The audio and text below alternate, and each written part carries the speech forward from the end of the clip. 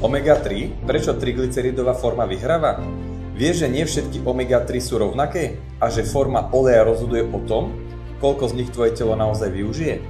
Rozdiel EPA versus DHA. EPA znižuje zápal a chráni tvoje srdce. DHA je stavebným kameňom mozgu a očí. Spolu tvoria dokonalý tím pre zdravie.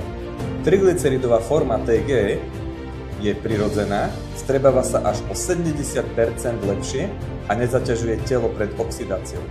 Etylesterová forma je lacnejšia, ale horšie sa vstrebáva a rýchlejšie oxiduje.